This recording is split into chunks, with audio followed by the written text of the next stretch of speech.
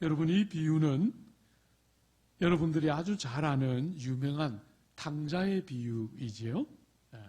우리는 흔히 탕자의 비유라고 이 비유를 부르면서 둘째 아들이 탕자다 이렇게 생각하지만, 우리가 오늘 같이 보면서 보겠지만 잃어버린 아들은 둘째만이 아니라 첫째 아들도 잃어버린 아들이에요. 여러분이 사실 이 비유를 왜 드셨는가 하는 것을 보면, 그 듣는 회중들의 무리가 이 세리와 장녀들만 있었던 것이 아니고, 그 세리와 장녀는 오늘 본문에 등장하는 둘째 아들 같은 사람들이겠죠. 그죠? 그런데 여전히 그게 누가 또 있었냐면 바리새인과 서기관들이 있었어요. 그러니까 주님은 두 대상을 놓고 설교를 하셨고, 그러므로 둘째 아들만 탕자가 아니라 첫째 아들도 탕자라는 사실을 기억하고, 첫째 아들이든 둘째 아들이든 아버지가 원하는 것은 깨닫고 돌아오는 아들이에요. 그죠? 누구든지 은혜가 통치하는 이 새로운 시대의 중요한 특징은 깨닫고 돌이키면 누구나 새로운 삶 속으로 들어올 수 있다는 것이에요. 누구든지 깨닫기만 하면, 주님이 나를 부르고 만나주시는 것을 믿고 돌이키면 하나님 나라 백성이 되는 너무나 중요한 은혜의 때를 사는데, 사랑하는 여러분, 하나는 표가 나는 탕자이고 하나는 전혀 표시가 안 나는데 탕자예요. 오늘 우리가 그런 관점을 가지고 이 본문을 한번 보려고 그래요. 여러분이 둘째 아들이 아버지에게 뭘 원하는가? 여러분이 이 시대의 문화 안으로 들어가면 굉장히 파격적인 표현들이 본문에 많이 나와요. 한번 보세요. 여러분 11절과 12절에 보면 어떤 사람에게 두 아들이 있는데 그 둘째가 아버지에게 말하되 아버지여 재산 중에서 내게 돌아올 분깃을 내게 주소서 하는지라. 여러분 일반적으로 아들이 아버지에게 내 분깃을 주십시오 하는 것은 언제 하는 거예요? 주로 언제 하지요? 네. 아버지가 돌아가시고 나면, 아니면 돌아가실 때쯤 하는 거죠. 그죠? 아버지가 생생하게 살아계신데 분깃을 달라 이렇게 하면 옛날 같은 시대는 정말 나쁜 아들인 거예요. 탕자지요. 그야말로 둘째 아들은 탕자예요. 아버지가 이렇게 건강히 살아있는데 자기 분깃을 달라 그러니까 나쁜 아들이죠, 사실은. 그 시대의 문화 안에서 보면 지금 우리의 관점에서 봐도 나쁘지만 그 시대는 더 나쁜 거예요. 이 말로 할 수 없는 불효자식인 거죠. 그런데 더 파격적인 것은 둘째 아들의 그 말을 들은 아버지의 반응이에요. 아버지는 어떻게 반응했어요? 12절 하반절에 보면 아버지가 그 살림을 각각 나누어 주었더니. 여러분 그 시대의 아버지는 이렇게 하지 않아요. 이 몽둥이를 들고 다리를 분지르든지 아니면 집에서 내보내든지 하는 게 그 시절의 일반적인 관례인데, 이 아버지는 둘째 아들의 그 무례함과 악함에도 불구하고 아버지는 아들이 원하는 것을 그대로 재산을 나누어 줬어요. 사랑하는 여러분, 아버지의 재산을 원하는 대로 받자 이 아들이 뭐 했죠? 한번 보세요. 13절에 그 후에 며칠이 안 되어 둘째 아들이 재물을 다 모아가지고 먼 나라에 가 거기서 허랑방탕하여 그 재산을 낭비하더니. 여러분 제가 이 본문 이 비유를 사람들에게 가르칠 때 조국 교회에 몸담고 있는 대부분의 성도들은 이 둘째 아들을 뭘 문제를 삼을까요? 13절에 둘째 아들이 지금 뭐가 잘못이에요? 문제의 핵심이 뭐예요? 둘째 아들에게서 지금 발견하는 13절이 보여주는 둘째 아들의 문제의 제일 핵심은 뭐예요? 허랑방탕하게, 그죠? 굉장히 저를 기쁘게 해주는 거예요. 예. 이렇게 풍성하게. 사랑하는 여러분, 조국교회에 몸담고 있는 대부분의 성도들은 이 둘째 아들의 문제는 허랑방탕한 삶이다 이렇게 생각해요. 틀림없이 잘못된 거죠. 허랑방탕하게 살면 안 되는데 허랑방탕하게 사니까 그것도 문제가 있어요. 그것도 잘했다 할 수 없는 거죠. 그죠? 그러나 문제의 근원은 그것이 아니에요. 뭐가 문제의 근원일까요? 아버지를 떠나서 먼 나라에 갔어요. 여러분, 지금 죄의 제일 중요한 핵심은 허랑방탕한 것이 죄의 핵심이 아니라 아버지로부터 멀리 떠나는 것이 죄의 핵심이에요. 조국 교회는 성도들이 나쁜 행위, 허랑방탕하게 살고 나쁜 짓을 하면 그건 나쁘다, 이건 알아요. 그런데 그 나쁜 행동을 만들었던 뿌리에 해당되는 아버지로부터 멀리 떠났다, 이것이 얼마나 심각한지를 잘 몰라요. 사랑하는 여러분, 죄가 뭡니까? 죄. 사람이 사람의 존영을 잘 지키면서 세상을 살려면 아버지로부터 끝없이 바른 관계 안에 머물면서 아버지로부터 온갖 것들이 공급되어지는 아버지로부터 공급을 받아야 이 땅을 살아가는 동안 우리는 사람의 존영과 존엄을 잘 유지하면서 살게 되는데, 이 아들의 제일 어리석음은 아버지의 재산을 가지고 아버지가 없는 먼 나라로 갔다는 거예요. 먼 나라로 갔어요. 여러분, 그러면 필연적으로 이 아들을 기다리고 있는 삶이 뭘까요? 궁핍과 종됨이에요. 여러분, 이 아들이 아버지를 멀리 떠났기 때문에 아버지, 모든 복의 근원인 아버지를 멀리 떠났기 때문에 복이 끊어지는 것이잖아요. 그죠? 복이 끊어지면 끝없이 우리들은 완전한 자가 아니고 우리들은 끝없이 하나님 의존적인 존재로 지어져 있는데, 아버지로부터 멀리 떨어져서 아버지의 공급이 끊어지니까 우리의 삶에 필연적으로 궁핍이 오게 되는 거예요. 궁핍이. 여러분, 야고보서 1장에 보면 야고보 사도가 편지를 쓰면서 우리에게 이렇게 말해요. 야고보가 우리에게 말하기를, 내 사랑하는 형제들아, 속지 말라. 모든 좋은 것들이 빛들의 아버지인 위로 빛들의 아버지께로부터 온다, 이렇게 말했어요. 모든 좋은 것은 다 빛들의 아버지인 하나님께로부터 오는데, 이 탕자는 너무나 어리석게도 아버지를 멀리 떠났기 때문에 아버지의 공급이 끊어지기 때문에 필연적으로 자원의 궁핍과 고갈을 경험하게 돼요. 여러분, 이 아들이 가지고 있는 모든 건 다 누구 거예요? 다 아버지 거예요. 그죠?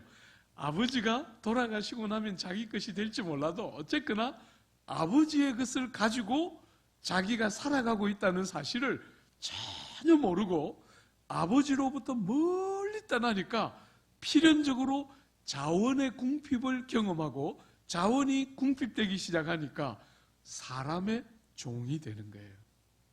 여러분, 오늘 본문에 있는 것처럼 이 아들이 결국은 전부 다 가져간 것이 탕진되고 아버지께로부터 오는 공급은 없으니까 다 쓰고 없어지자 궁핍이 오고, 궁핍이 오자 돼지 쥐염 열매를 먹고 싶어 하는데 주지 않아요. 여러분, 유대인들은 돼지를 부정한 짐승이라고 여겨서 유대 사람들은 절대로 돼지를 키우려고 하지 않아요. 그건 이방인들이나 하는 아주 하찮다 못해 하찮은 일인데 그 일감도 안 주어진다는 거예요. 아버지로부터 공급이 끊어지니까 궁핍과 종됨이 와요.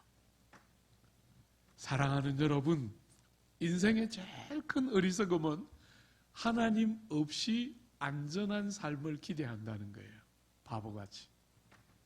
그런 삶은 없어요. 저는 이제 우리 형님들, 누님들도 눈에 좀 보이는데 좀 죄송하지만 저도 이제 약간 6학년 이렇게 됐으니까, 그죠? 제가 이번에 코로나 이렇게 겪으면서 선명하더라고요.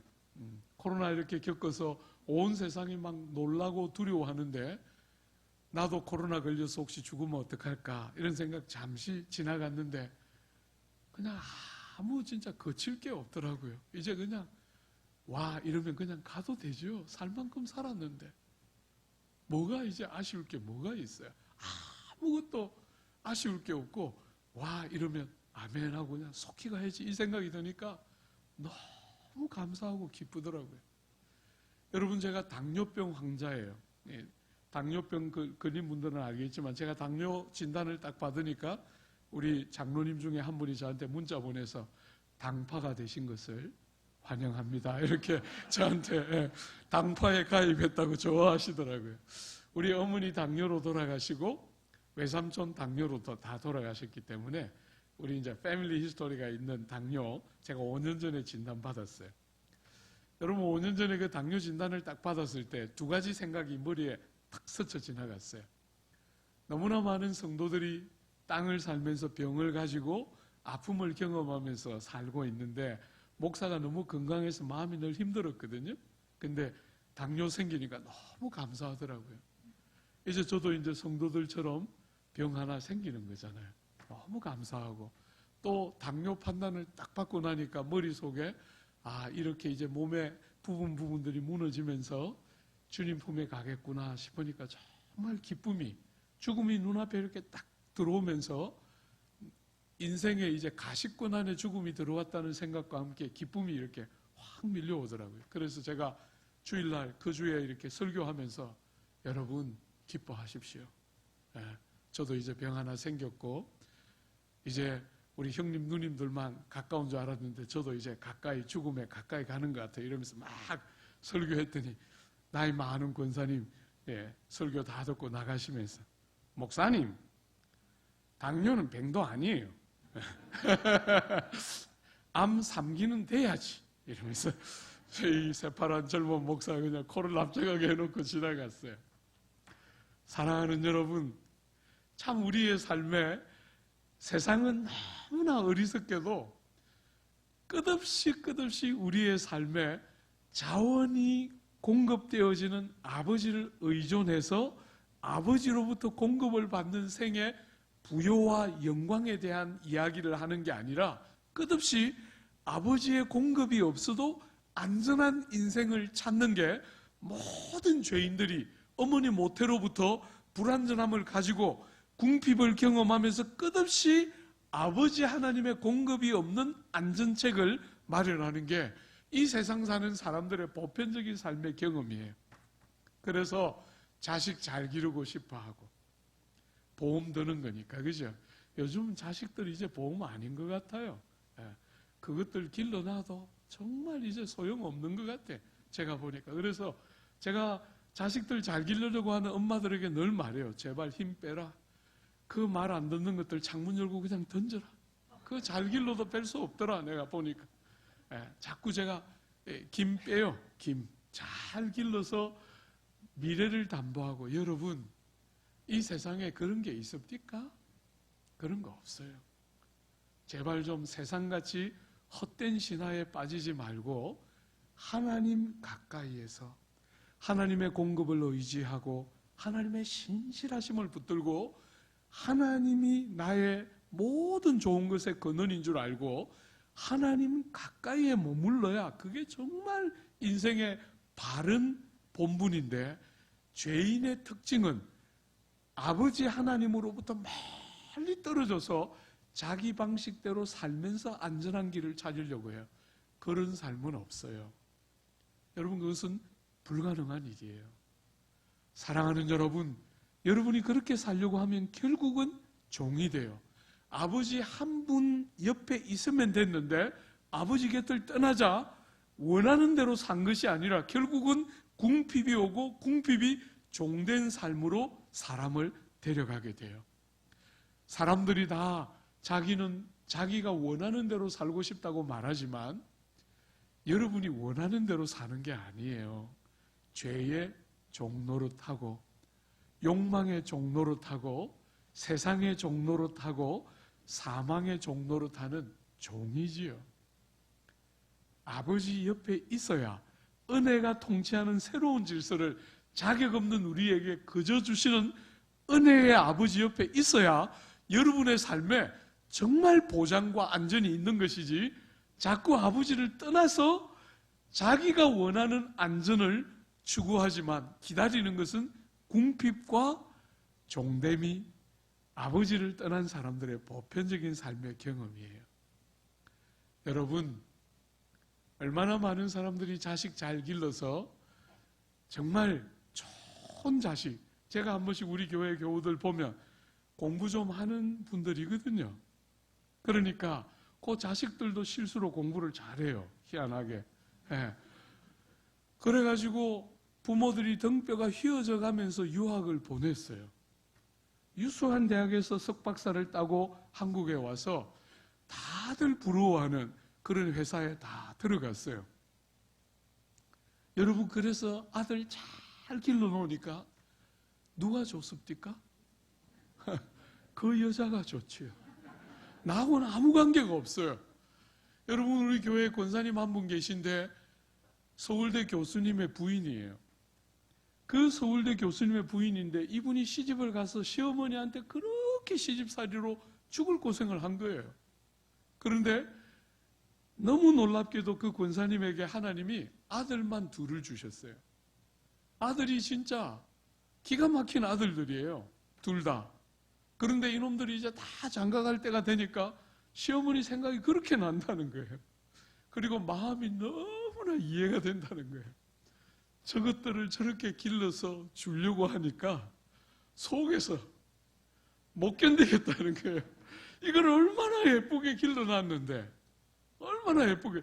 제가 봐도 정말 사랑스러운 아이들이에요. 그런데 내가 이렇게 예쁘게 30년 넘도록 저렇게 길러놨는데 누구 좋은 일 한 거예요?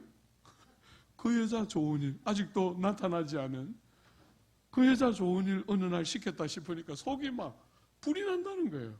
그래서 시어머니가 왜 자기를 그렇게 했는지 이제는 알겠다는 거예요. 그 없는 살림에 아들을 길러서 서울대 교수를 만들었으니 얼마나 좋았겠어요. 그런데 그 자리에 누가 들어갔어요? 자기가 아니고 처음 보는 며느리가 그 자리에 들어갔으니 얼마나 미웠겠어요. 그래서 제가 늘 기운을 빼요. 잘 기르지 마요. 그냥 내버려 둬요. 제발 좀. 어쩌다 이런 것들이 나왔나 이러면서 좀 내버려 둬요. 제발 좀. 예쁘게 길러가지고 그냥 본전 생각하고 막 내가 어떻게 길렀는데 저런 것이 왔나 이러면서 막 분해하고, 아이고 별 수 없어요. 제발 좀 힘 좀 빼요.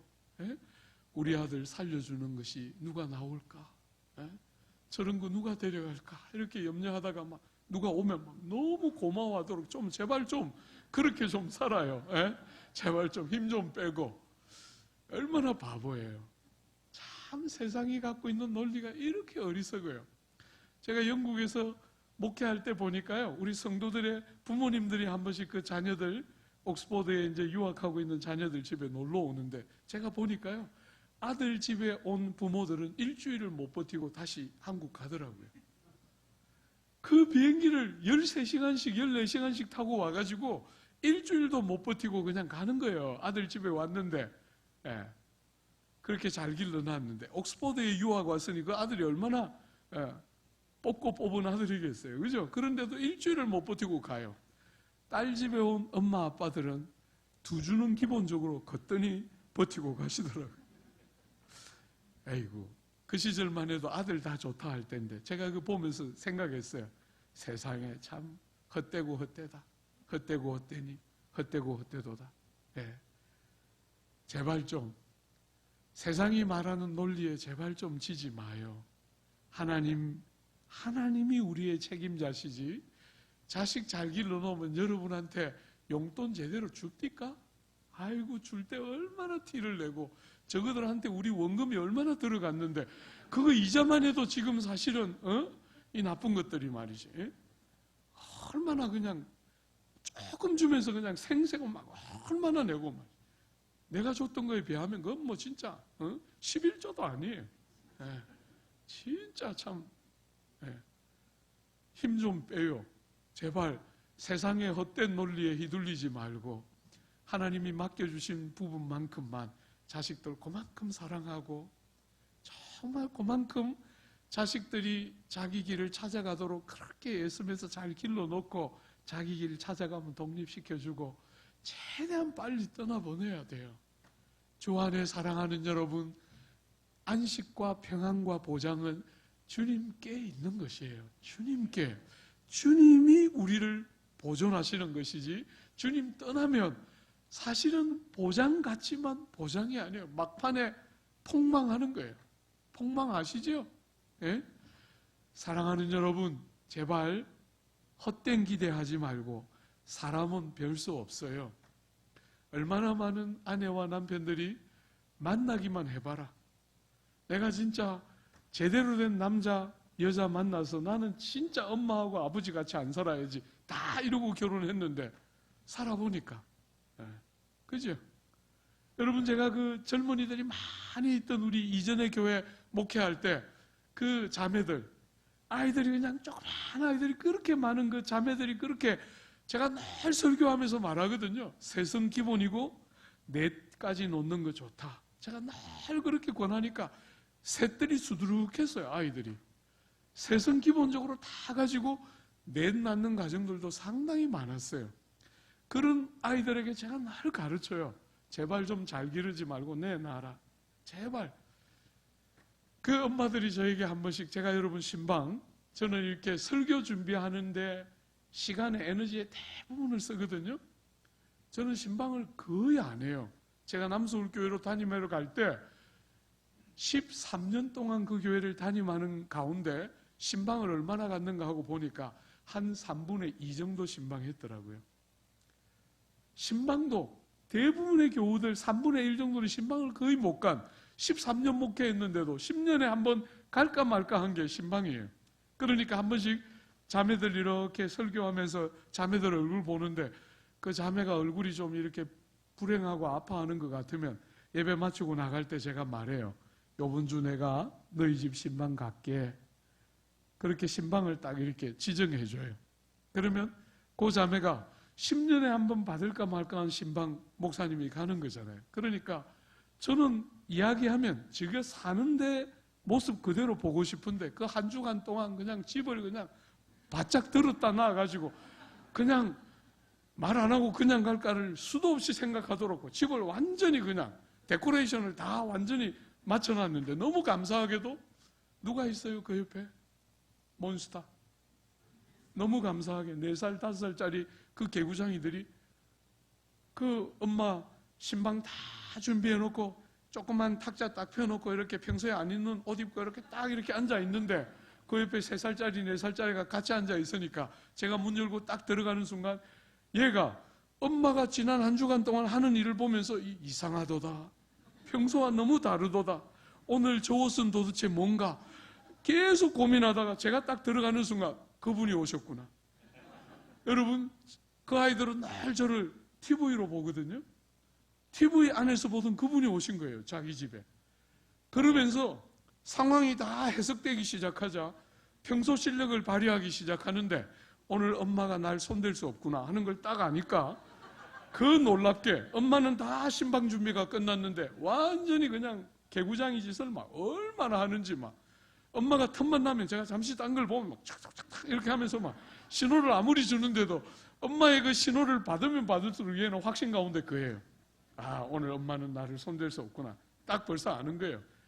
3살, 4살만 돼도 벌써 알아서 막 평소 실력을 막 얼마나 저 앞에서 유감 없이 발휘하는지 막 예배가 거의 불가능한 정도로 평소 실력을 발휘해요. 그쯤 되면 제가 자매한테 말해요. 화장실 데려갔다 오느라. 내 보는 앞에서 그 아이 그 자존심 상하게 하지 말고 화장실 데려갔다 오느라 하면 화장실 갔다가 누가 때리고 누가 맞았는지 모르게 지가 더 많이 울면서 나와요. 10년에 한 번 신방 받을까 말까 한 목사님 신방 오셨는데 이게 얼마나 창피한 거예요. 그죠?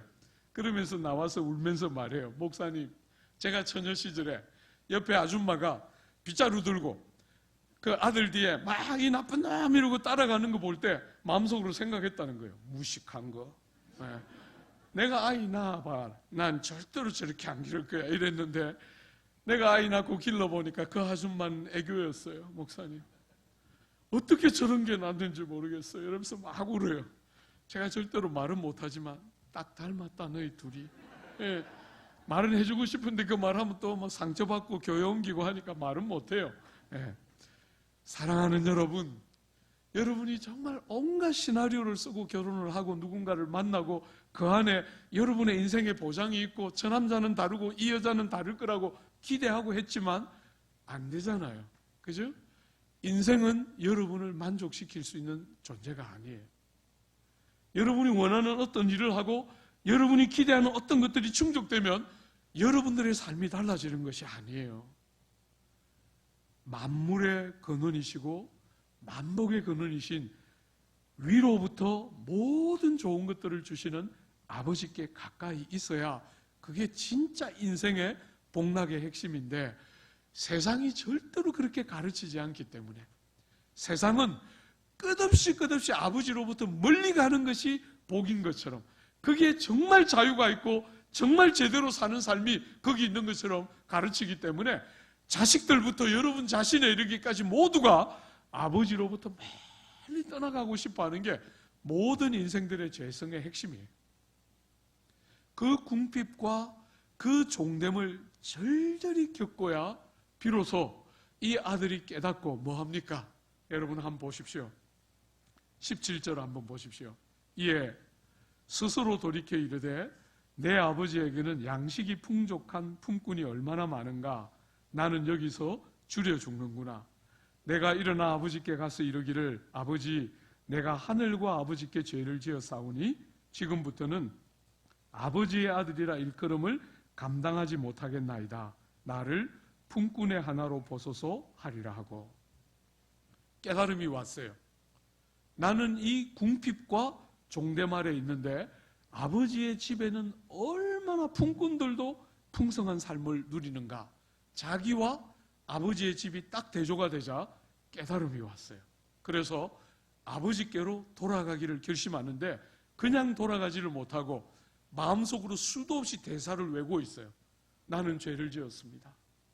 나는 아버지께 죄를 지었고 하나님께 죄를 지었고 나는 더 이상 아들이라 부름받을 수 없으니까 나를 품꾼의 하나처럼 여기면서 그냥 저 뒷간방에 아무 방이나 하나 나를 탁 처박아 놓고 마음껏 품꾼으로 여기고 대신에 이 궁핍함과 종됨을 면하도록 나를 받아주십시오 하고 대사를 끝없이 연습하면서 아버지 집으로 돌아가기를 결심하고 아버지께로 돌아가요.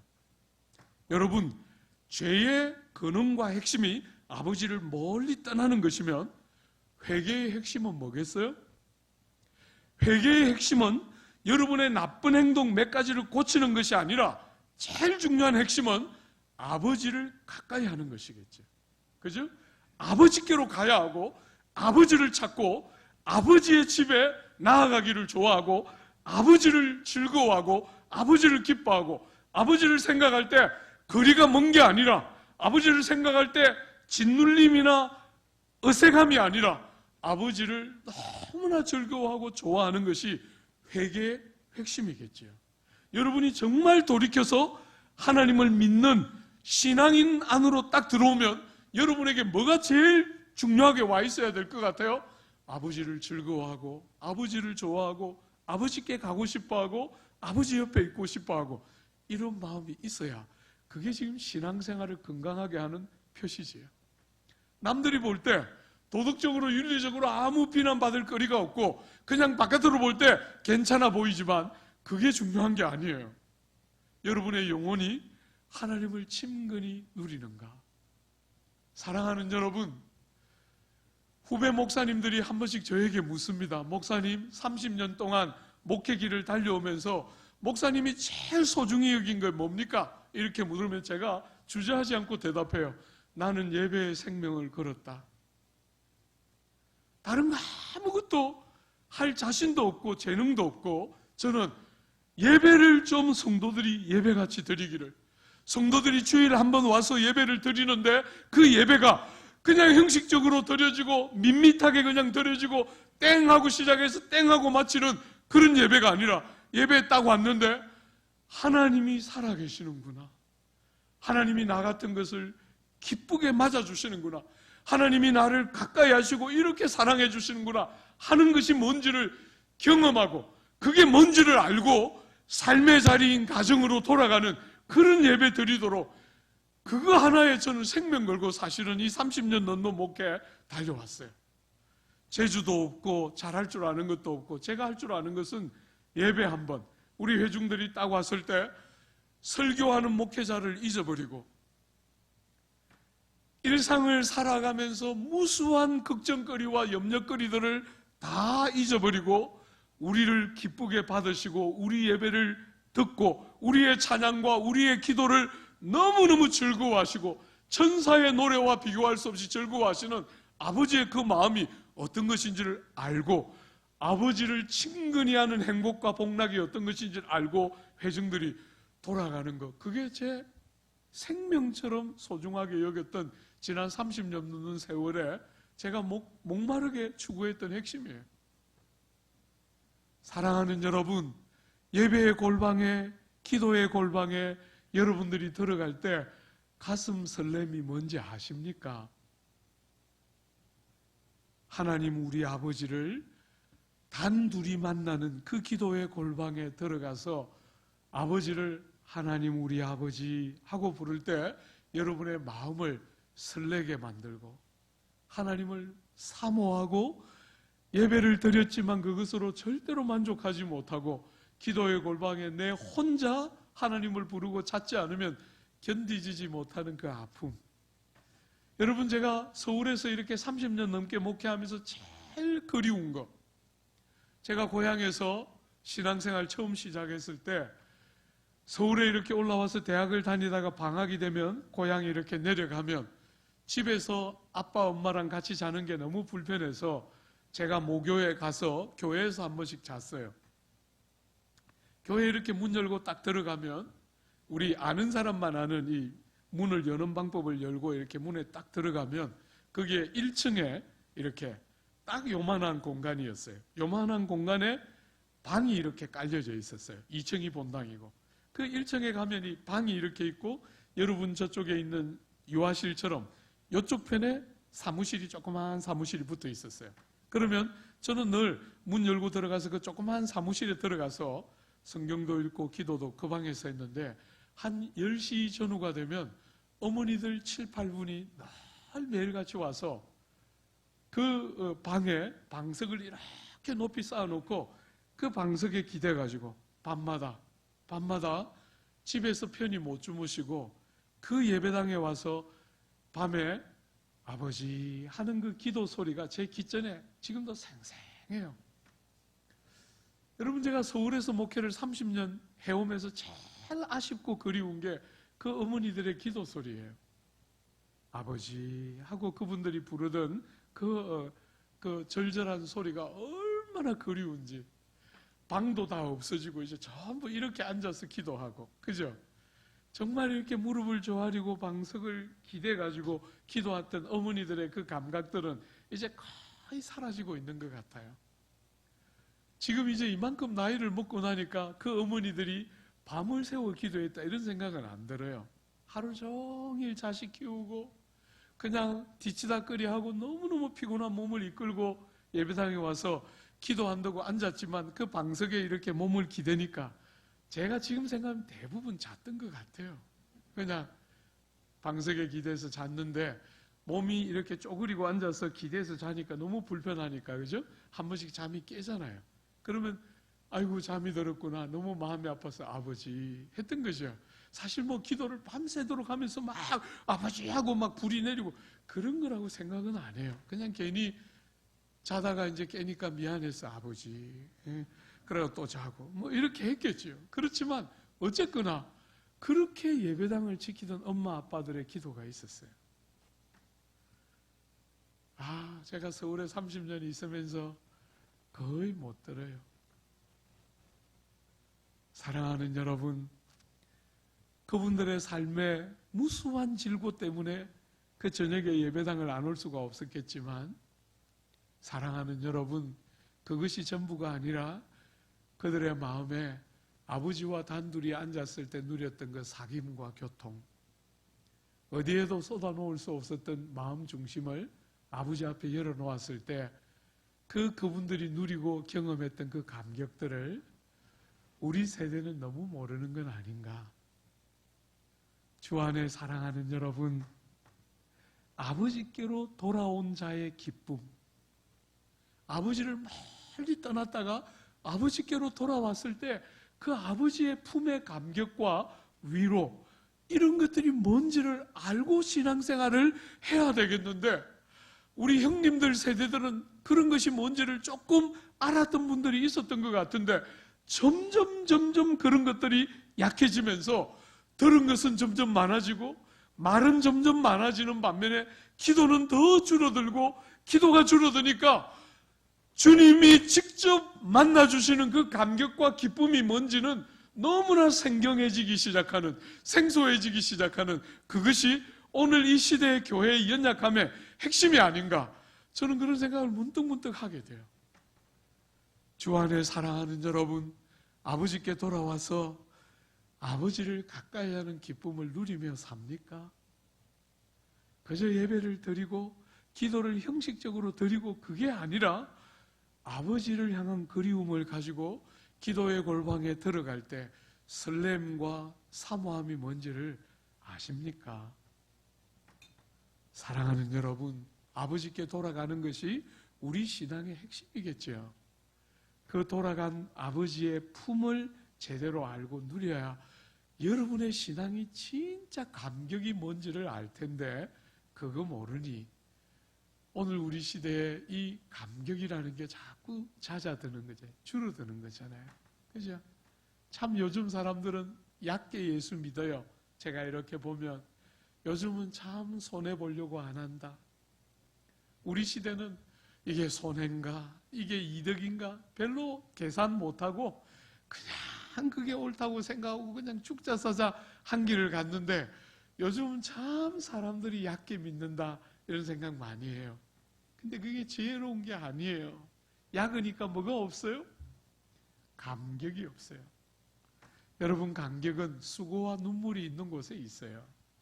수고 없이 감격은 없는 거예요. 그러니까 얕게 믿으면서 얕게 살고 있으니까 감격도 거의 없으니까 삶을 움직이는 힘이 없는 거예요. 기쁨은 여러분의 삶을 움직이는 힘이 기쁨인데, 수고를 통해서 주시는 감격과 희락이 있어야 삶이 사라지는 동력이 생길 텐데, 얕게 믿으니까, 너무너무 얕게 내 거 계산 딱딱 해가면서 믿으니까 감격이 없어지고, 감격이 없어지니까 삶을 움직이는 희락이 없는 것이에요. 약은 게 아니에요. 미련한 것이죠. 사랑하는 여러분, 아버지께로 돌아가고 있어요. 온갖 대사를 외면서 아버지 앞에 이 말을 꼭 해야지. 죄를 지었습니다. 자격 없습니다. 나는 품꾼의 하나같이 여겨주십시오. 대사를 외면서 아버지 집으로 돌아가고 있는데, 아버지가 이 아들을 어떻게 맞습니까? 한번 보십시오. 여러분, 20절에 이에 일어나서 아버지께로 돌아가니라. 아직도 거리가 먼데 아버지가 그를 보고 측은히 여겨 달려가 목을 안고 입을 맞추니. 여러분, 이 시대의 아버지는 뛰지 않습니다. 그죠? 제 연배이신 분들은 벌써 다 알 거예요. 우리 세대 아버지도 뛰지 않았어요. 뛰는 것은 경박하다고 여겨졌어요. 오늘 이 본문에 나오는 이 주인공인 아버지는 그 지역의 유지였기 때문에 뛰는 법이 없이 뒷걸음을 쥐고 이렇게 천천히 걸어야 되는 시대인데, 아들이 돌아오는 것을 보자 아버지는 못 기다려요. 아버지는 못 기다립니다. 사랑하는 여러분, 우리 아버지는 여러분이 오도록 못 기다리세요. 그죠? 그래서 사람의 몸을 입고 아들을 보내셨어요. 세상 종교는 그 어딘가에 있는 신적인 존재를 우리가 찾아가는 것이지만, 기독교는 그런 종교가 아니라 그분이 우리를 찾아오세요. 못 기다리시는 거죠. 그죠? 왜요? 사랑하기 때문에. 아들이 저 멀리서 보이자 아버지는 못 기다리고 뛰어가서 아들을 맞으세요. 아들이 오도록까지, 그 문 앞에서 아들이 돌아오도록 그렇게 기다렸기 때문에 아들이 딱 눈에 띄자 아들이 집 앞에까지 오도록 기다리지 못하고 뛰어가고 있어요. 사랑하는 여러분, 저는 성도들을 섬길 때마다 늘 마음이 제일 아픈 주제 중에 하나는 아버지 마음을 너무 모른다는 거예요. 너무 몰라서, 아이고 목사님, 하나님이, 목사님은 그렇게 사랑하는지 모르겠어요.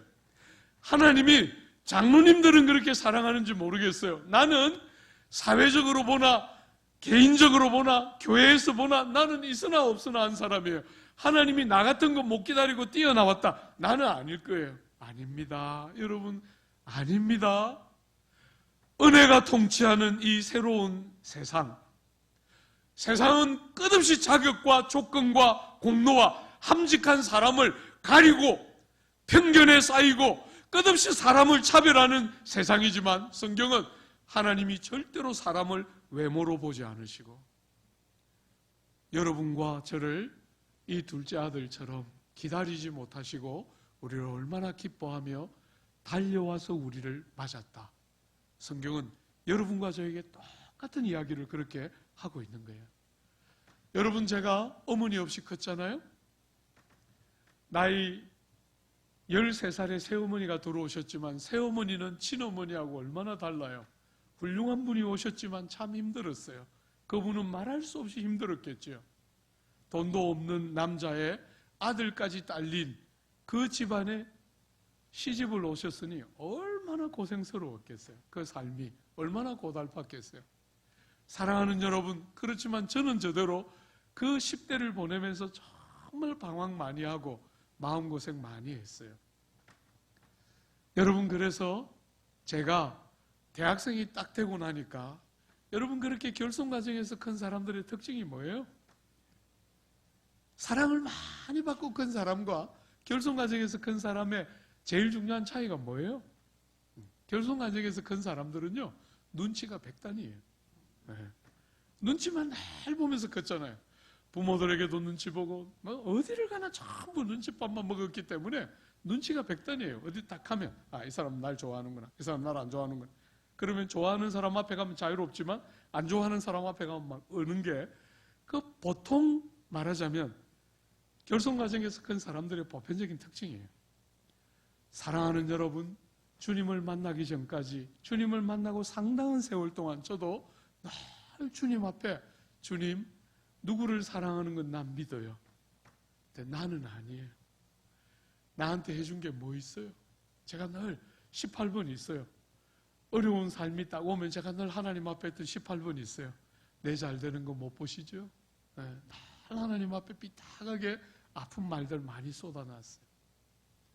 깨달음이 올 때까지 나 같은 것을 얼마나 차별하지 않고 사랑하시는지가 깨달아질 때까지 얼마나 바보 같은 짓을 많이 했는지 모르겠어요.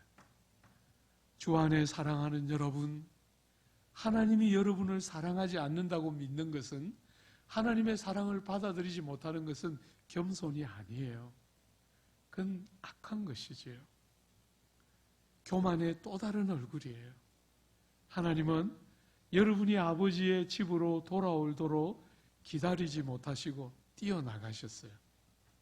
여러분을 막기 위해서 뛰어나가셨다. 이렇게 아버지를 그렇게 묘사하고 있어요. 그리고 어떻게 하세요? 한번 보세요. 그를 보고 측은히 여겨 달려가 목을 안고 입을 맞추니 21절에 아들이 이르되 아버지, 내가 하늘과 아버지께 죄를 지어 사오니 지금부터는 아버지의 아들이라 일컬음을 감당하지 못하겠나이다 하나. 여러분, 아들이 준비한 대사를 다 읊었습니까? 못 읊었습니까? 빨리 한번 컨닝 한번 해봐요. 아들이 준비한 대사를 다 읊었습니까? 못 읊었습니까? 못 읊었어요. 잘 기억하십시오. 한국 사람들은 자꾸 이렇게 말해요. 지가 제대로 회개하면 용서해줘야지. 이렇게 말해요. 여러분, 하나님 우리 아버지가 아들이 다 회개한 게 틀림없구나, 다 확인하고 용서했습니까?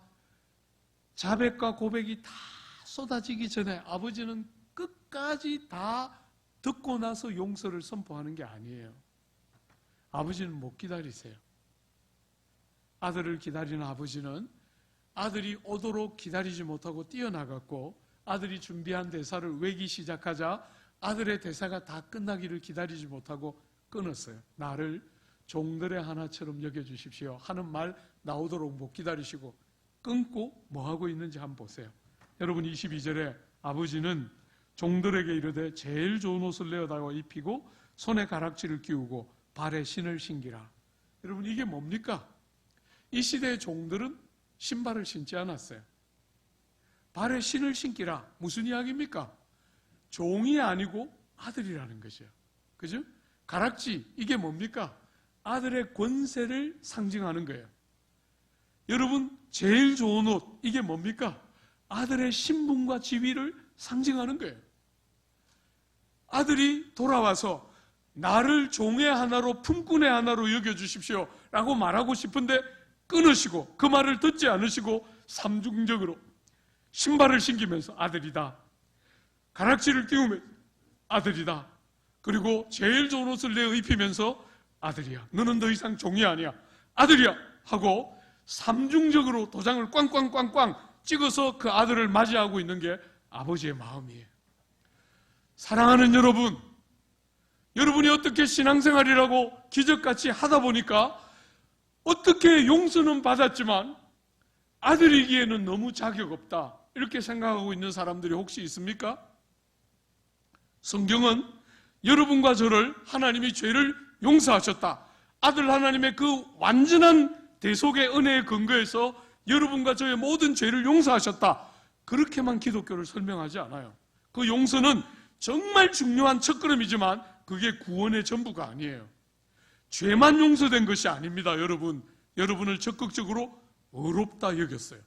아무런 의로운 일, 하나님이 받으실 만한 아무런 좋은 일 한 게 없는데도 우리가 아들 하나님 때문에 우리가 마치 그 일을 한 것처럼 죄만 용서된 것이 아니라 적극적으로 의로운 자라 여겨지고 한 걸음 더 나아가서 그냥 용서해 주시고 의롭다 여겨만 주셔도 감사할 텐데 우리를 아들과 딸로 가정 안으로 받아들이셨어요.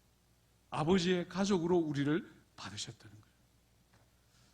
여러분, 저는 성도들을 섬기면서 성도들이 아버지를 얼마나 못 누리나 하는 것을 너무너무 많이 보고 있어요. 아버지를 그냥 자꾸 위에 드리려고 해요. 아버지를. 여러분하고 저는 불량품이에요. 그렇게 안 됩니다. 여러분, 제가 여러분 보기에는 좀 잘 웃는 목사인데 여러분, 우리 장로님들은 벌써 알아요. 제가 당회할 때 한 번씩 막 죄송합니다 여러분, 본성이 나와요. 당회할 때 장로님들 무슨 말씀 듣고 있다가 그냥 성깔이 튀어나와가지고 사고 쳤어요. 그래서 우리 장로님들이 이제 알아요. 저게 잘 웃지만 나쁜 놈이지. 아세요? 아세요.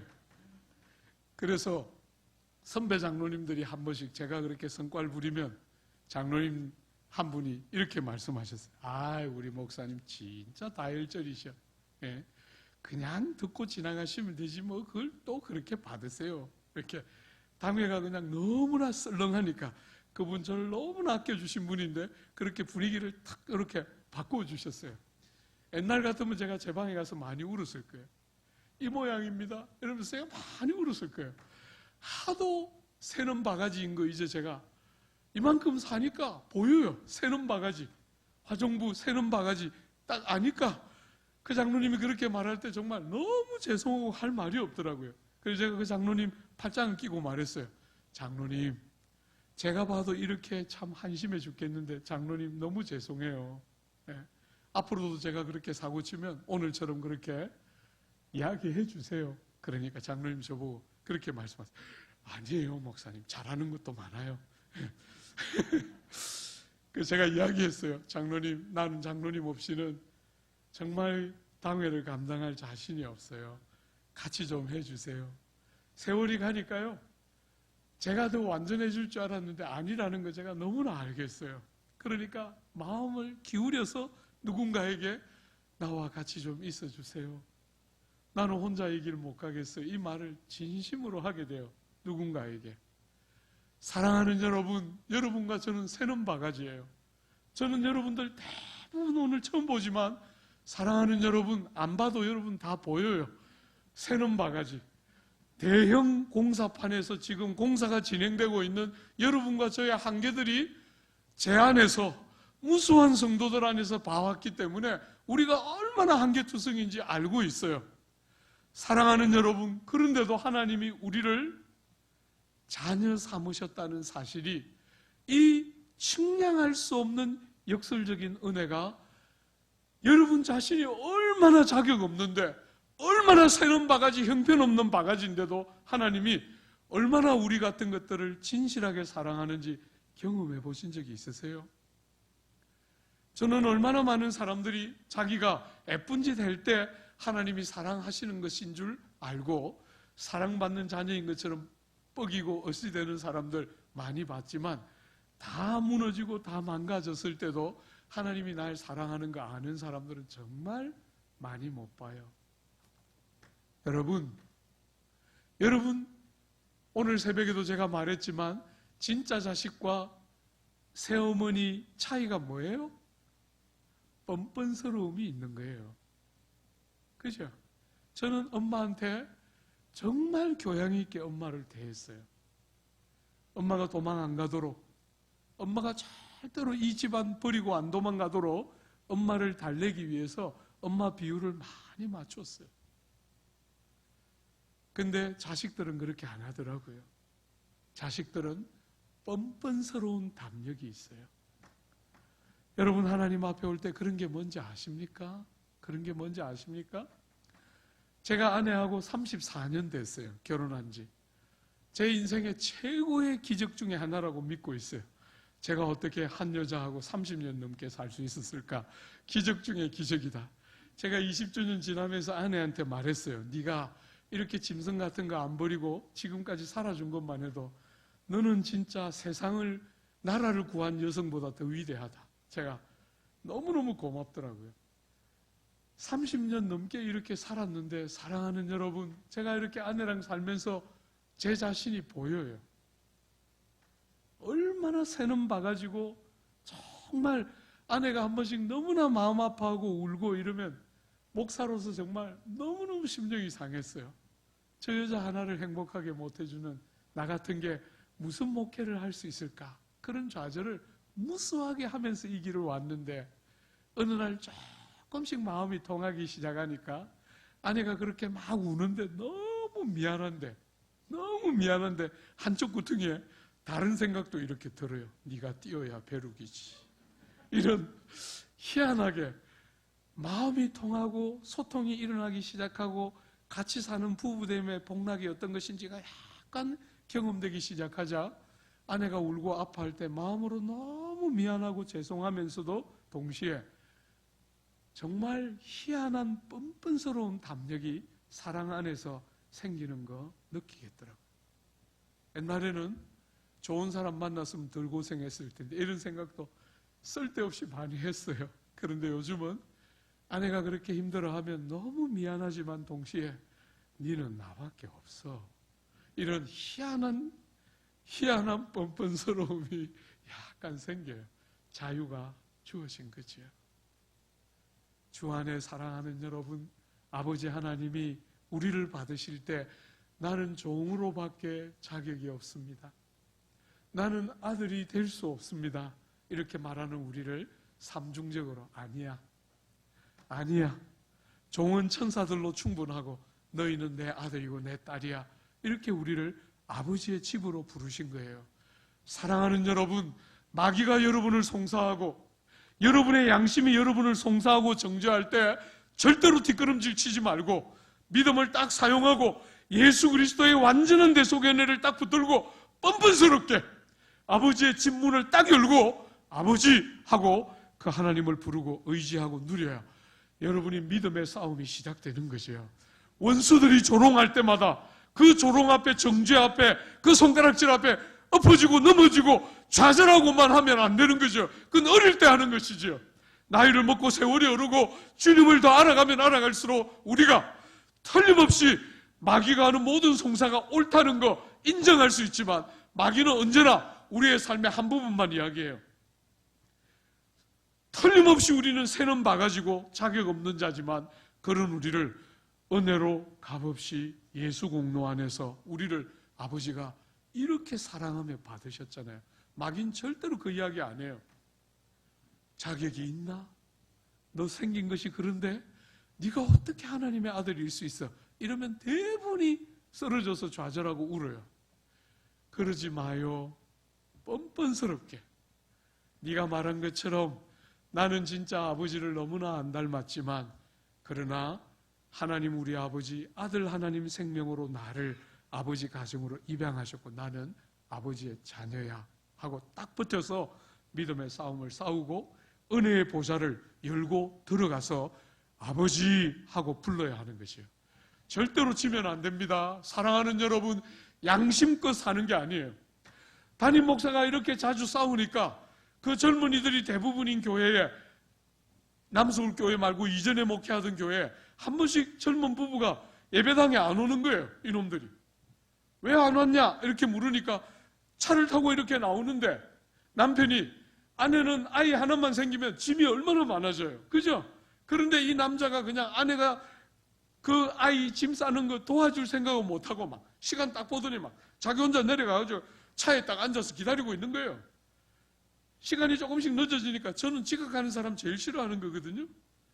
저는 정말 늘 꿈이, 아직 한 번도 그렇게 해본 적이 없는데 땡 하고 시간이 딱 됐는데 문 딱 잠그고 우리끼리 그 시간 안에 온 사람들만 딱 데리고 예배드리는 게 꿈이에요. 한 번도 못했어요.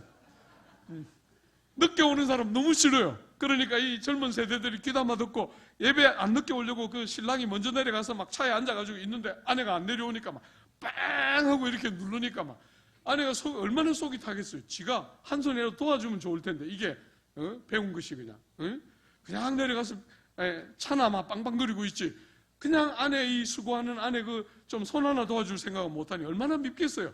근데 예배당에 가니까 그냥 참고 그냥 억지로 막 해가지고 막 짐해가지고 빨리 막 가서 차에 딱 탔는데 이 남자가 막 수고했다는 말 한마디도 안 하고 또 막 이래가지고 막 이렇게 차를 운전하니까 막 운전해서 교회 오는데 막 앞에 그 신호등 막 또 이렇게 막 무법자들 있잖아요. 그거 하니까 막 남자가 막 아내한테 못하던 말을 막 쏟아냈어요.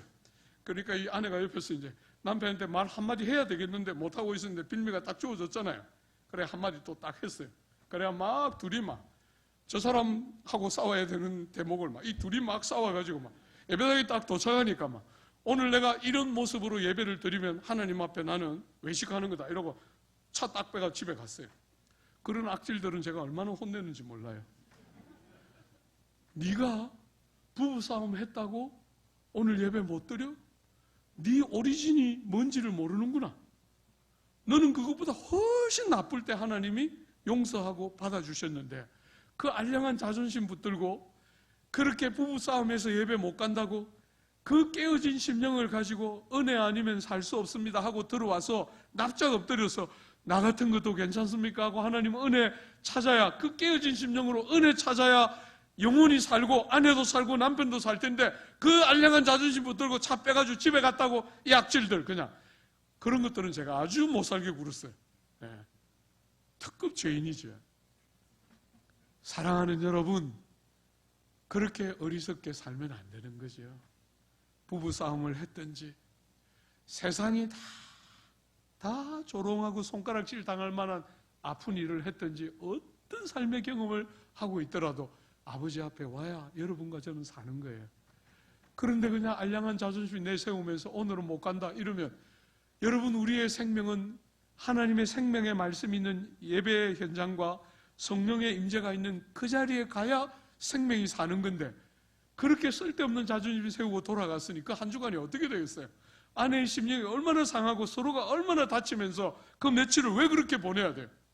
하나님 앞에 딱 엎드려서 나 같은 거 위해서 우리 아들 예수님 주신 거 딱 믿고 마귀와 양심의 무수한 송사들을 믿음의 방패로 다 받아내면서 은혜의 보좌 앞으로 가야 그게 믿음의 싸움이잖아요. 우리 아버지 하나님이 우리를 그렇게 받으시고 못 기다려 하시면서 좋아하시는 그 아버지의 기다림을 알고 은혜의 보좌로 나아가야 마땅한 것이죠. 지면 안 됩니다. 사랑하는 여러분, 절대로 지면 안 됩니다. 얼마나 귀한 보혈을 흘려서 우리같이 자격 없는 것이 언제든지 은혜의 보좌에 묻지로 들어가도록 우리에게 새로운 은혜를 열어주셨는데 왜 그걸 제대로 못 써요?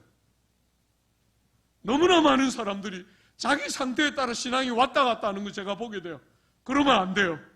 여러분의 상태가 어떻든지 하나님 의지하고 하나님 붙들고 은혜의 보좌에 죽도록 나아가서 그 은혜의 보좌의 문이 열리도록 해야 우리의 영혼이 살고 누군가가 우리를 통해서 살아나는 역사가 일어나는 것이죠. 사랑하는 여러분, 이 아버지가 얼마나 기뻐하셨는가, 아버지의 기쁨이 얼마나 컸는가를 보여주는 한 단어가 나와요. 한번 보세요. 23절. 여러분, 다른 건 우리가 같이 못 읽었지만 이거 한 절만 한번 같이 읽어볼까요? 23절. 그리고 살진 송아지를 끌어다가 잡으라. 우리가 먹고 즐기자. 여러분, 여기에 아버지가 얼마나 기뻐하셨는가를 보여주는 한 단어. 그건 뭐겠어요? 여러분들이 거의 못 맞출 걸 확실하고 제가 냈어요. 그러니까 틀려도 되는 자유를 드립니다. 네. 뭘까요? 그 단어? 여러분과 저는 밥 먹는 문화이기 때문에 그게 뭔지를 알 수가 없어요. 스테이크를 먹는 사회에서, 소고기를 먹는 사회에서 최상급 소고기, 그게 뭐예요? 송아지예요. 송아지. 송아지는 최고의 소고기예요. 거기다가 살진 송아지면 얼마나 고급 요리인지 아시겠죠? 여러분, 우리가 어릴 때 동네에서 결혼을 하거나 환갑을 맞으면 주로 뭐 잡았어요? 생각나십니까? 예. 우리 어릴 때 동네에서 집안 결혼을 하거나 환갑을 맞으면 그건 그 집안의 잔치만이 아니에요. 동네 잔치였어요. 그럴 때 그 집에서 주로 뭐 잡았어요? 대부분은 닭을 잡았어요. 돼지는 진짜 있는 집에서 잡았죠. 그죠? 그런 시절, 우리가 어릴 때만 해도 그런 시절이에요. 그런데 2000년 전에 소를 잡았어요. 그것도 살진 송아지를 잡았어요. 아버지가 얼마나 좋아하는지, 이 돌아온 당자가 돌아오자 아버지가 얼마나 좋아하는지 아무것도 아까워하지 않고 제일 좋은 것을 다 잡아서 잔치를 하고 있어요. 이 아버지의 행복과 기쁨이 누가 등장하는 순간에, 첫째 아들이 등장하는 순간에 다 죽어요. 여러분 한번 보십시오. 이 큰 기쁜 잔치에 첫째 아들이 딱 등장하자 이 잔치가 완전히 깨어지는데 한번 보십시오. 28절에 그가 노하여 들어가고자 하지 아니하거늘. 여러분 잘 표현을 보십시오. 지금 이 첫째 아들은 뭐하고 있습니까? 분노하고 있어요. 아버지가 이렇게 감격스러워하고 좋아할 때 첫째 아들은 분노하고 있어요. 잘 여러분이 눈여겨보십시오. 뭐 때문에 분노합니까? 29절 한번 보십시오. 아버지께 대답하여 이르되 내가 여러 해 아버지를 섬겨 명을 어김이 없거늘 내게는 염소 새끼라도 주어 나와 내 벗으로 즐기게 하신 일이 없더니. 여러분 왜 아버지한테 이 아들이 이렇게 분노하고 있죠? 여러분이 조금 알기 쉽도록 제가 말을 해보면 아들은 이렇게 생각하고 있어요. 아버지, 나는 정당한 권리를 가지고 있습니다. 나는 한 번도 저 둘째처럼 아버지 곁을 떠나본 적이 없습니다. 여러 해 동안 아버지를 얼마나 충성스럽게 안 떠나고 아버지 곁에서 아버지를 충성스럽게 섬겨왔던 무수한 공로와 자격이 나한테 있습니다. 그런데 어떻게 나한테는 염소 새끼 한 마리도 안 잡으면서 저 둘째가 돌아오자 살진 송아지를 잡을 수 있습니까? 하면서 분노하고 있어요. 여러분이 큰아들의 분노의 이유가 뭡니까? 여러분 방식으로 한번 표현해 보세요. 뭐 때문에 큰아들이 분노하고 있죠? 뭐라 그러셨어요? 차별. 네. 아버지가 둘째와 첫째를 차별했다. 굉장히 창의적인 좋은 해석이에요. 그러나 답은 아니죠. 네. 또 한 번. 여러분 왜 첫째는 이렇게 분노하고 있을까요? 아버지의 일을 혼자 다 했는데 아버지가 안 알아줬어. 아버지가 안 알아줬어. 그래서 섭섭해서 분노했다. 네. 굉장히 좋은 해석입니다. 네. 그러나 아니죠. 네. 사랑하는 여러분, 우리가 어제 저녁에 우리 예수님이 이 땅에 오셔서 새로운 시대를 열었는데 그 시대가 뭐라 그랬죠? 은혜가 통치하는 새로운 질서. 여러분, 이 땅에 우리 예수님이 가지고 들어오신 새로운 질서는 자격과 공로와 일한 것이 너무나 많이 주장되던 그 세상에 은혜가 통치하는, 자격이 아니라, 일한 것이 아니라, 조건과 공로가 아니라 자격 없는 자들에게 베풀어 주시는 아버지의 너무나 큰 사랑이 통치하는 새로운 질서가 열린 것이 이 우리가 사는 이 신약 시대의 특징이에요. 그런데 여러분이 은혜 안에 사는 성도들의 특징은 뭐라 그랬죠? 감사와 감격인데, 오늘 이 첫째 아들은 아버지 곁을 한 번도 떠나본 적이 없는 모범생 같아 보였지만 정작 아버지의 기쁨은 하나도 몰라요. 여러분과 제가 신앙생활을 이렇게 할 수 있다는 거예요. 사람들이 보기에는 첫째 같아 보여요. 한 번도 어떤 당자처럼 아버지 곁을 떠나본 적이 없이, 아버지 곁을 한 번도 떠나본 적이 없는 정말 제대로 잘 믿는 사람 같아 보일 수 있다는 거예요. 그런데 아버지가 뭘 기뻐하는지는 하나도 몰라요. 뭐 때문에? 왜 이 첫째 아들은 이렇게 분노하고 있을까요? 나는 일한 것이 있습니다. 나는 자격이 있습니다. 이렇게 생각하고 있는 거예요. 이 은혜가 통치하는 이 새로운 시대에 자격이 있다고 생각하는 자가 나왔어요.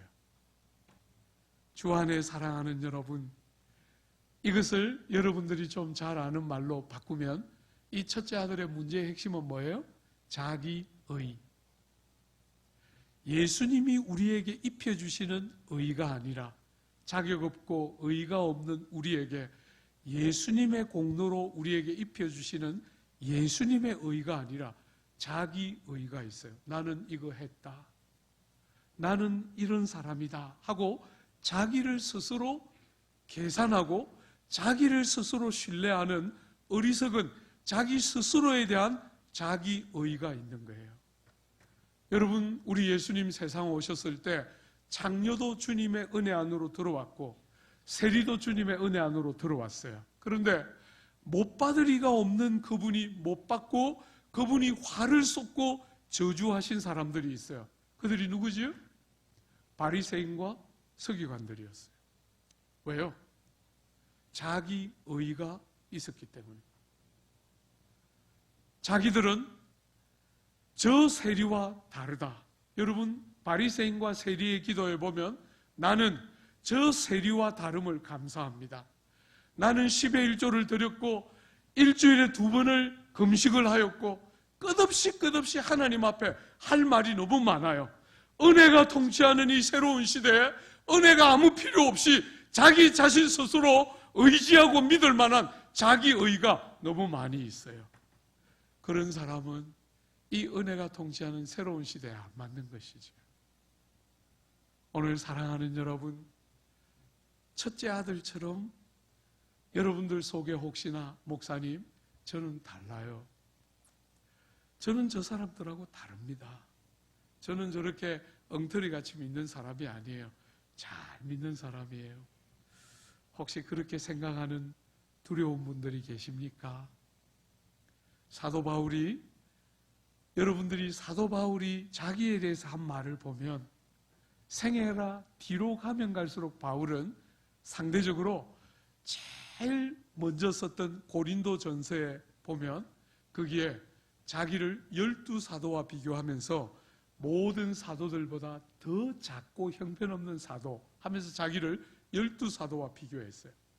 상대적으로 훨씬 뒤에 쓴 에베소서에 가면 여러분, 그 에베소서에 모든 성도 중에 지극히 작은 자보다 더 작은 나에게 하고, 생애 후반부에 가면 자기를 누구하고 비교하느냐 하면 사도 중에 하나로 비교하는 게 아니라 모든 성도 중에서 제일 보잘것없고 더 보잘것없는 나 같은 자에게 하면서 모든 성도들보다 자기를 더 못하게 여겨요.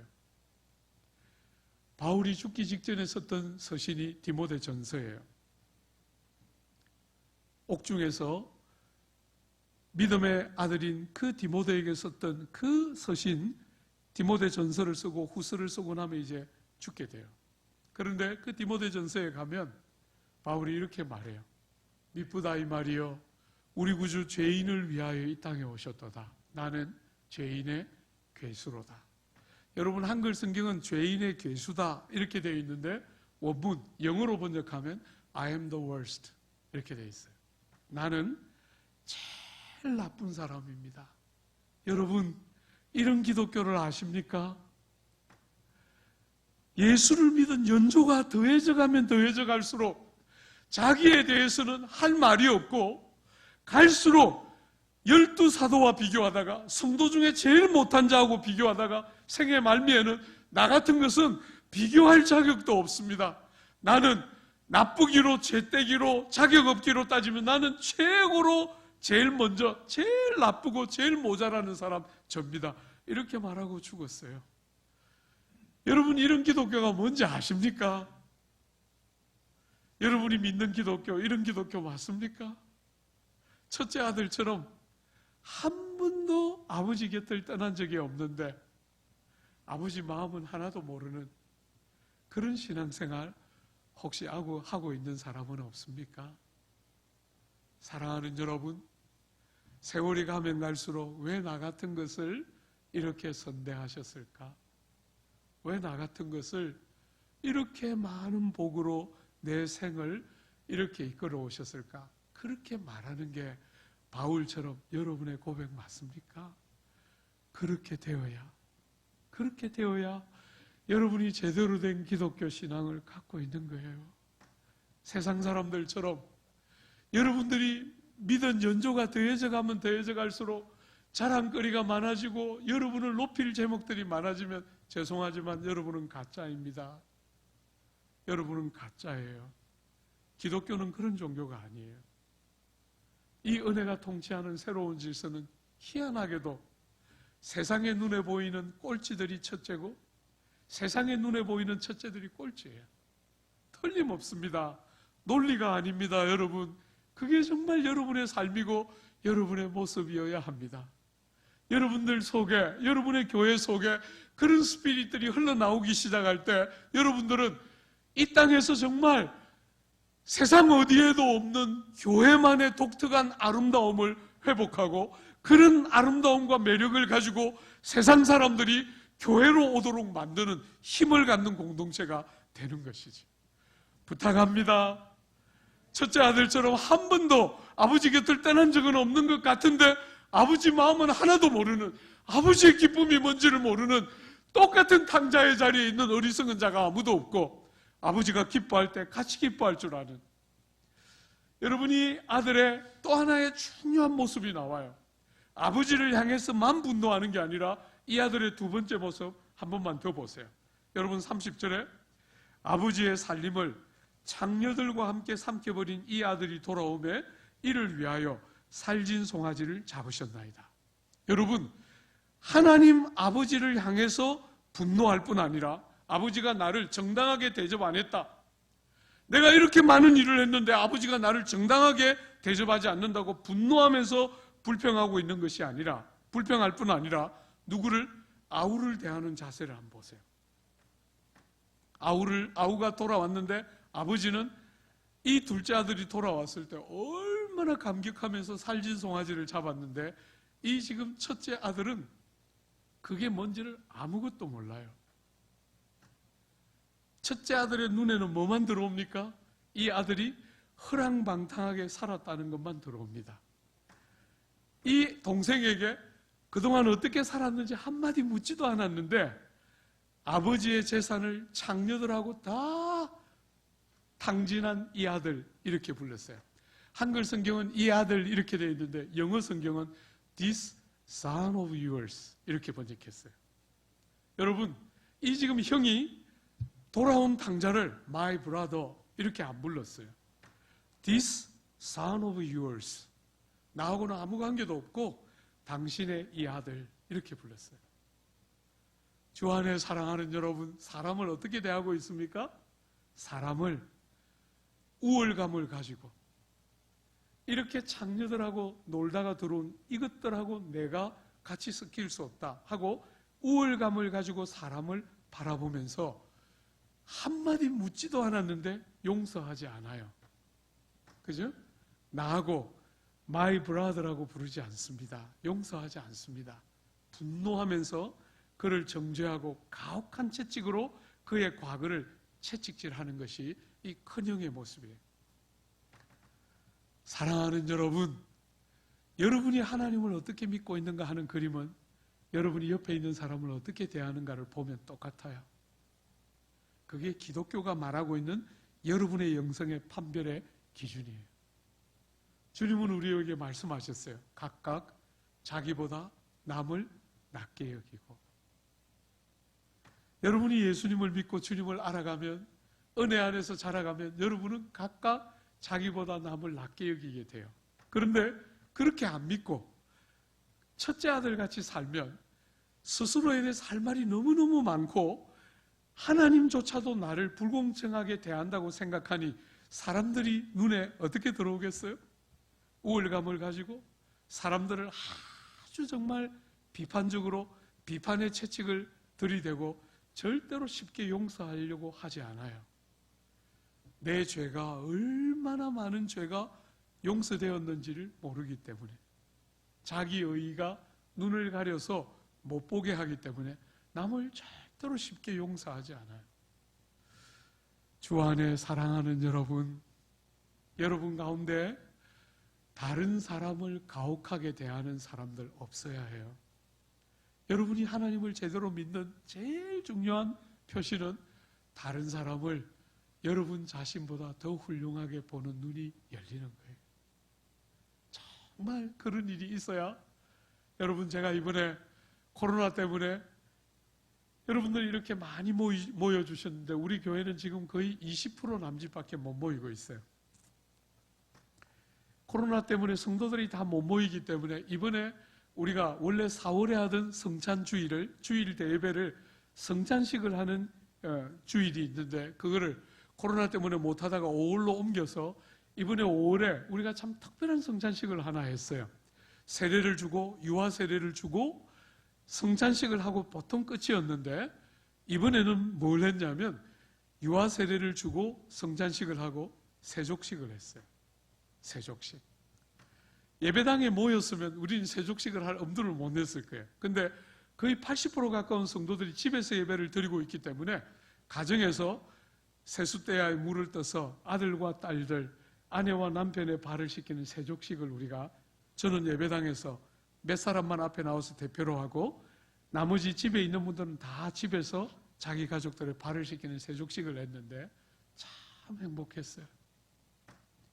사랑하는 여러분, 우리 예수님 주인이시고 왕이시고 임금이시고 하나님이신데 여러분과 저의 발을 씻겼어요. 제일 냄새나는 발, 그죠? 종들이 씻기던 게 발 씻김이거든요. 일반 평민들이 하던 일이 아니에요. 그런데 왕이고 하나님인 그분이 우리의 발을 씻겼어요. 그런데 여러분이 용서 못한다, 가능하겠어요? 7번씩 70번이라도 하라고 말씀하셨는데 이웃들을 용서 못하고 분노하면서 여러분들이 비판의 채찍을 가하고 있다면 여러분은 지금 신앙적으로 병이 들어 있는 것이에요. 하나만 더 보고 마칠게요. 시간이 많이 갔는데 여러분 29절 한 번만 더 보세요. 아버지께 대답하여 이르되 내가 여로의 아버지를 섬겨. 여러분, 여기 섬겨라는 단어가 원어에 둘류오라는 단어예요. 둘류오. 여러분, 여기 둘류오라는 단어는 여러분 한 번씩 들어보셨을 거예요. 명사로 둘로스라는 명사가 있어요. 들어보셨죠? 그 둘로스는 뭐냐면 종이에요. 종. 당시에 로마 제국 아래서 신분제 사회인데 종 중에서도 굉장히 계급이 많이 있었는데 종 중에 제일 자유롭고 높은 종이 누구냐면 몽학선생이에요. 여러분, 갈라디아서에서 나오는 율법을 가리키는 몽학선생, 그 몽학선생은 종이지만 주인의 아들을 가리키는 배움이 많은 종이기 때문에 종 중에서는 아주 상급 종이에요. 그런데 둘로스는 제일 하급 종이에요. 여러분, 제일 허드렛 일을 하는 하급 종인데 오늘 이 형이 내가 아버지를 섬겨 할 때 종들 제일 낮은 종인 둘류오라는 동사를 썼어요. 이게 무슨 말을 하는 거예요? 이 형은 아버지 곁을 한 번도 떠나본 적은 없지만 아버지를 어떻게 섬겼어요? 종처럼 섬겼어요. 말하자면 아들의 감격을 가지고 아무 자격 없는 우리를 아들 삼으신 아버지의 그 은혜에 대한 감격을 가지고 내가 이렇게 많은 은혜를 받은 백성으로서 아버지를 어떻게 섬겨야 할까 하는 감격이 있는 섬김이 아니라 매를 맞기 싫어하는, 매 맞을까 두려워하는 종들이나 하는 섬김을 아버지께 했다는 거예요. 이 첫째 형은 둘째처럼 아버지 곁을 한 번도 떠나본 적은 없지만, 그래서 물리적으로 종이 되어본 적은 한 번도 없지만 아버지 곁에 있으면서 한 번도 제대로 된 아들의 섬김을 해본 적이 없는 또 다른 형태의 종이에요. 그런데도 너무 놀랍게 자기 의 때문에 자기가 종이라는 것도 몰라요. 오늘 사랑하는 여러분, 탕자는 두 부류입니다. 정말 눈에 보이는 탕자가 있고 또 하나는 버젓해 보이는데 탕자예요. 사람들은 다 그가 탕자인 줄도 모르는데 실제로 아버지의 기쁨도 모르고 아버지를 섬기는데 매를 맞기를 두려워하는 종들이 갖는 섬김이지, 아들이 갖는 자유자로서 은혜를 알고 감격을 아는 자로서의 너무나 놀라운 어떤 것을 하고도 할 일을 했을 뿐입니다 라고 말하는 스스로를 의롭게 여길 근거가 생기지 않는 감격이 있는 섬김인 반면에 첫째 아들은 너무 놀랍게 종처럼 자기가 많은 일을 했다고 말은 했지만 자기 의에 붙들려서 아버지의 마음을 전혀 기쁘게 할 수 없는 또 다른 형태의 탕자예요. 저는 조국 교회 안에 이 첫째 아들이 너무 많다. 자기의 영적인 현주소를 정직하게 알지 못하고 하나님 앞에 이 은혜가 통치하는 영광스러운 시대에 나 같은 것을 구원해 주시는 아버지의 은혜에 대한 감격을 예수 믿던 첫 시절에 정말 세상 일 실컷 하다가 처음 돌아와서 하는 그 시절의 경험으로 다 끝나고 예수 믿은 지 30년이 되고 40년이 되고 나니까 아무것도 새로울 것이 없고 아무것도 감격스러울 것이 없고 다 말라 비틀어진 나무 토막처럼, 다 말라진 나무 토막처럼 드라이하기 짝이 없고 메마르기 짝이 없는 그런 신앙생활을 하고 있다면 여러분은 병든 사람이에요. 여러분들은 정말 위험한 사람입니다. 기독교는 그렇게 할 수 있는 종교가 아니에요. 사랑하는 여러분, 저는 한 번씩 성도들 가운데 어떤 성도들이 초신자들이 나와서 너무 감격해하면서 눈물을 흘리면서 간증하면 이렇게 말하는 사람들을 한 번씩 봐요. 나도 그렇게 했었지. 제발 그러면 안 됩니다. 여러분, 그들이 그렇게 울 때 갈수록 그들이 우는 제목은 상대적으로 훨씬 감각적이고 어려운 일들이 해결이 됐다든지 뭔가 체험이 쏟아졌다든지 하는 그런 감각적인 눈물이라면 여러분과 저는 세월이 갈수록 우리의 부패함과 악함이 이렇게 많고 켜켜이 많은데 우리 같은 것을 이렇게 선대하시는 아버지에 대한 감격이 갈수록 더 많아서 그들이 울 때 같이 울고 그들이 웃을 때 같이 기뻐하고 절대로 냉소하거나 절대로 사람들을 초보자들이나 그렇게 하는 것처럼 여기지 않고 여러분의 눈에 눈물이 마르지 않는 감격이 있는 아버지를 섬기는 섬김이 날마다 새로워지고 온전해져야 그게 기독교를 바르게 믿는 거죠. 저는 조국 교회를 생각할 때 눈물이 메말랐다. 여러분, 우리 앞 세대와 비교해 볼 때 우리 지금 세대들은 눈물이 너무 많이 메말랐다. 우리 형님들 세대들은 눈에 눈물이 마를 날이 없었는데 지금은 너무나 많은 사람들이 눈에 눈물이 메말랐다.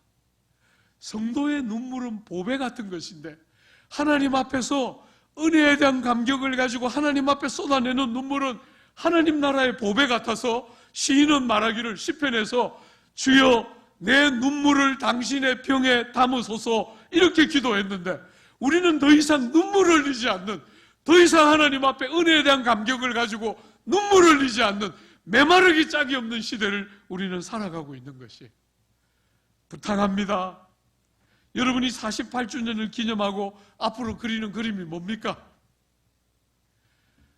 세상이 생각하는 그런 어떤 외적인 어떤 것이 아니라 여러분의 내면 깊은 곳에 마르지 않는 눈물, 하나님을 향한 은혜에 대한 감격이 있고 감사가 있는 정말 종된 섬김이 아니라, 매맞을까를 두려워하는 섬김이 아니라 베풀어 주신 은택이 세월이 갈수록 깊이와 넓이를 더해가면서 나에 대해서는 할 말이 없지만 주님에 대해서는 할 말이 너무 많아서 눈물이 여러분의 마음을 적시고 메마를 틈이 없는 신앙의 내적인 진실한 부흥이 여러분의 한 심령 한 심령마다 와서 정말 여러분의 교회를 통해서 조국교회 진정한 신앙의 부흥이 오는 영광을 기대하고 싶어요. 그지요? 제발 외적인 것으로 여러분을 평가하지 않고 여러분의 내면의 진정한 모습들을 발견하고 중심에서부터 애통해하는 눈물의 회복들이 있는 참된 부흥, 여러분 모두의 경험이 되시기를 바라고 축복합니다. 우리 같이 한번 기도할까요?